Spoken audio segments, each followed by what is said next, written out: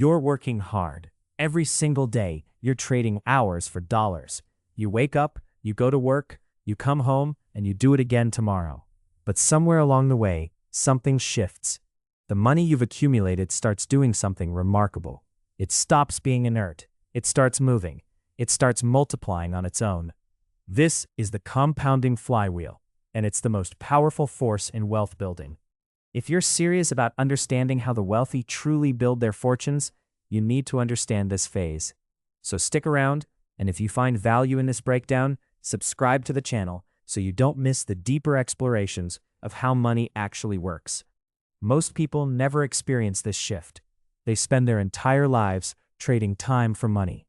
1 hour of work equals 1 unit of pay. It's a linear equation. But there's a hidden threshold in wealth building, a moment when your assets generate enough returns that they begin to fund themselves. Your money starts making money, and then that money makes more money. The velocity increases, the effort decreases. This is the flywheel. Let's be clear about what we're really talking about. When you have $10,000 in the bank, earning 3% annually, you're making about $300 a year without lifting a finger. That's passive income, sure. But it's not a flywheel yet. It's just a trickle. The flywheel ignites when that passive income becomes substantial enough to reinvest entirely back into the asset base, compounding upon itself, growing faster each year than it did the last. Think about the mathematics for a moment. If you invest $100,000 at a 7% annual return, you earn $7,000 in year 1. But in year 2, you're not earning $7,000 on $100,000. You're earning $7,000 on $107,000 because you reinvested that $7,000. Year 3, you're earning on $114,000. The base keeps expanding. The denominator grows. And as it grows, the absolute dollar amount you earn each year accelerates, even though the percentage rate stays constant. This is exponential growth. This is the flywheel. But here's the critical insight that most financial advice misses entirely. The flywheel doesn't feel real until you reach a certain threshold. Below that threshold, your passive income is an afterthought. Above it, passive income becomes your primary income. The crossing of that threshold is life-changing. Consider someone with $500,000 invested conservatively at 5% annual returns. They earn $25,000 a year without working. That's nearly half a year's median household income. But if that person also earns a salary, the passive income feels supplementary. It's nice. It's extra. Now, consider someone with $2 million at the same 5% return. They earn $100,000 annually, again without working. That person can live on passive income alone in many regions. They've crossed the threshold. The flywheel is spinning fast enough to sustain life. The mechanics of the flywheel require 3 components to work properly. First, you need capital. You can't have a flywheel without mass. Capital is your wheel. Second, you need returns. The wheel must spin. Without returns, without income generated from that capital, there's no momentum. Third, you need reinvestment. The returns must be fed back into the system. If you extract the returns as spending money, the wheel slows down. You're not compounding anymore. You're just harvesting. Most people underestimate how long it takes to get the flywheel spinning fast enough to feel real. That's the hard phase. That's where most people quit. You're accumulating capital. You're getting returns, but the returns feel insignificant compared to your salary. Your job is still your primary income source. The flywheel feels like a side project, something nice but not essential. But here's what happens if you stay disciplined. If you keep reinvesting every dollar that your assets generate, the timeline compresses dramatically after the initial phase. The first $100,000 might take 5 years to accumulate, but the next $100,000 might take only 3 years, because now you have passive income helping you. The third $100,000 might take 2 years, then 18 months, then a year. The acceleration becomes visible. The flywheel is spinning faster.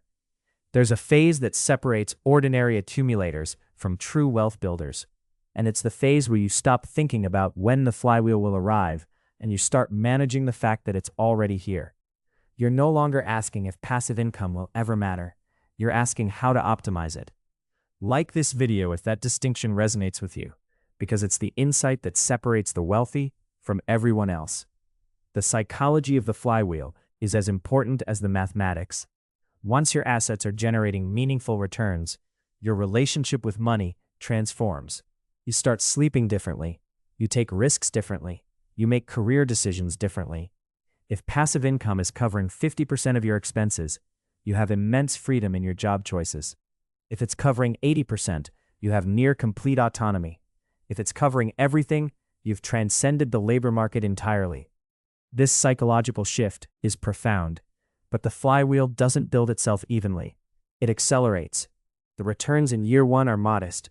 The returns in year 5 are notably better. The returns in year 10 are transformative. This is why starting early is so valuable. You're not just investing money, you're buying time. Time is the catalyst that transforms modest returns into spectacular ones. A 30-year-old with $100,000 invested at 6% for 35 years ends up with over $760,000. The same $100,000 invested for only 15 years ends up with only $230,000. That 20-year difference in time horizon produces more than $300,000 in additional wealth. There's a trap that many people fall into once the flywheel starts spinning. They get greedy. They see the exponential curve and they want to accelerate it artificially. They borrow money to invest more. They chase higher returns. They move into riskier assets.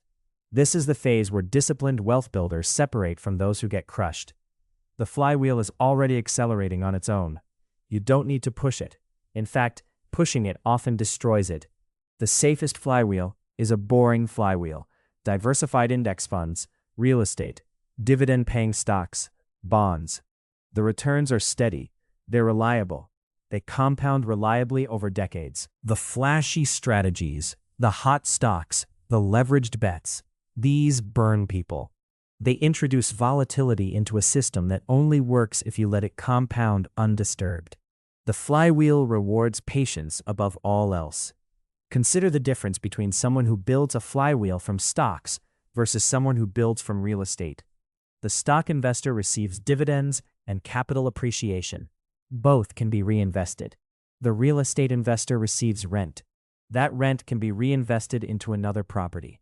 Both paths lead to the same destination, a flywheel, but through different routes. The stock investor's path is more passive. The real estate investor's path requires more active management. But the end point is identical. Your assets are generating enough income to acquire more assets without your salary. There's another variable that people often overlook, and that's the role of expenses. A flywheel can be accelerated not just by increasing returns, but by decreasing the amount of capital you need to live on. Someone who lives frugally might reach flywheel status 5 years earlier than someone with identical income but higher expenses. This is why financial independence communities obsess over frugality. It's not about suffering, it's about compression. It's about reaching the flywheel faster. But there's a limit to how much frugality helps. Once you've cut expenses reasonably, the leverage shifts back to increasing income and returns.